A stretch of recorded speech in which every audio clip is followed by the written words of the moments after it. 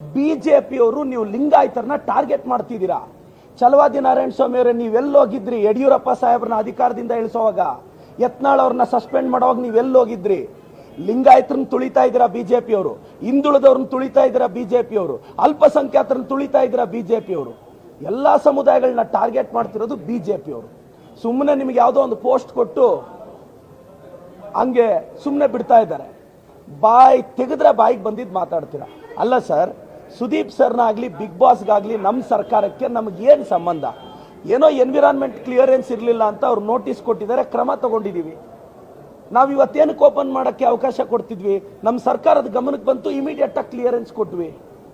ಕಾನೂನು ಎಲ್ರಿಗೂ ಒಂದೇ ಅಲ್ವಾ ಸರ್? ಛಲವಾದಿ ನಾರಾಯಣ ಸ್ವಾಮಿ ಅವರೇ, ನಿಮ್ಮಪ್ಪಗಾದ್ರು, ನಿಮಗಾದ್ರು, ನನಗಾದ್ರು, ನಮ್ಮಪ್ಪನಿಗಾದ್ರು ಕಾನೂನು ಒಂದೇ ಅಲ್ಲ ಅಲ್ವಾ? ಬಿಗ್ ಬಾಸ್ಗೆ ಬೇರೆ ಕಾನೂನು ಇರೋಲ್ಲಲ್ವಾ?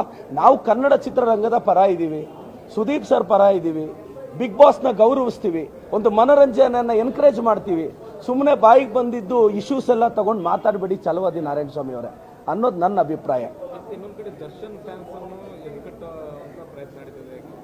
ನಾನು ಎಲ್ಲ ಹೀರೋಗಳ ಫ್ಯಾನ್ಸ್ನ ರಿಕ್ವೆಸ್ಟ್ ಮಾಡ್ತೀನಿ, ನೋಡಿ, ಕನ್ನಡ ಚಿತ್ರರಂಗದ ಬಗ್ಗೆ ನಮ್ಗೆ ಅಪಾರವಾದ ಪ್ರೀತಿ ಇದೆ ಸರ್. ನಾನು ಸುದೀಪ್ ಸರ್ನ ತುಂಬಾ ಇಷ್ಟಪಡೋ ವ್ಯಕ್ತಿ.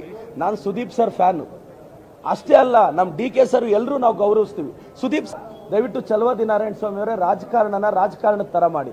ಅವರು ಐಡೆಂಟಿಟಿ ಕ್ರೈಸಿಸ್ ಇಂದ ನರಳ್ತಾ ಇದ್ದಾರೆ ಸರ್. ಛಲವಾದಿ ಅವರು ಐಡೆಂಟಿಟಿ ಕ್ರೈಸಿಸ್ ಇಂದ ನರಳ್ತಾ ಇದ್ದಾರೆ. ನಮ್ಗೆ ಅದೇ ತುಂಬಾ ಬೇಸರದ ಸಂಗತಿ.